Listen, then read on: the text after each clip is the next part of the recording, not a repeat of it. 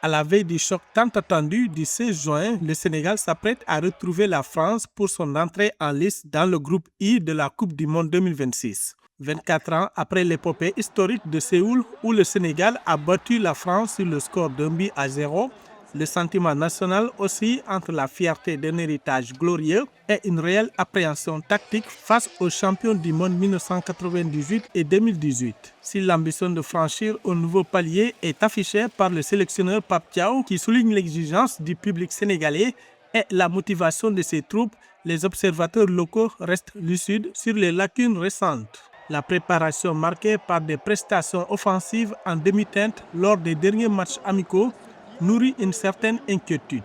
Nous sommes récemment le champion d'Afrique. Maintenant, on doit avoir une mentalité pour affronter la France.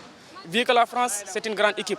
Mais nos joueurs, on doit savoir que nous ne sommes pas allés à l'États-Unis pour visiter. Nous sommes allés pour rapporter la Coupe d'Afrique. Maintenant, ce match-là, on peut gagner, même on peut perdre. Parce qu'actuellement, maintenant, pour moi, je vois qu'on peut perdre. Parce que dans nos derniers matchs amicaux, on a mal joué. Au-delà de la forme actuelle, c'est l'état d'esprit qui sera déterminant sur la pelouse. Dans les rues de la capitale, l'appel à la cohésion nationale supplante les velléités de gloire personnelle. Pape Camara, citoyen engagé, rappelle que le statut des lions passera par le sacrifice collectif. Que personne ne cherche à être meilleur buteur ou meilleur joueur ou quoi que ce soit.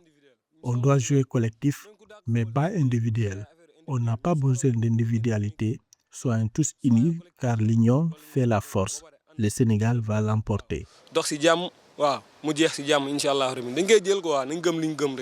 Pourtant, le défi technique reste immense, d'autant que le Sénégal devra composer sans son pilier défensif Kalidou Koulibaly. Face à une attaque française de feu, l'équilibre tactique sera la clé de la rencontre. Si je prends le cas de l'équipe nationale de la France, sa force repose sur son attaque avec Dembélé, Olise, Cherki et Mbappé.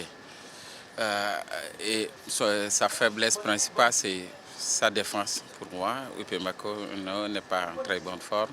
Et son milieu. Pourquoi? Parce que je pense que le milieu sénégalais est beaucoup plus costaud comparé avec celui de la France. Concernant notre équipe, notre problème principal repose évidemment et sans doute au niveau de la défense. L'absence de Koulibaly va jouer. En gros, les chances sont à peu près 50-50. Si le Sénégal est concentré, je pense qu'on peut avoir quelque chose. Mais le souci, c'est la défense. Malgré ces doutes, le Sénégal peut compter sur l'expérience de cadres tels que Sadio Mané et Idrissa Gana Gueye, ainsi que sur le dynamisme d'une nouvelle génération portée par Nicolas Jackson et Ismaïla Sarr. L'objectif est clair, sortir des phases de poule et tenter de réitérer, voire de surpasser les exploits africains passés sur la scène mondiale.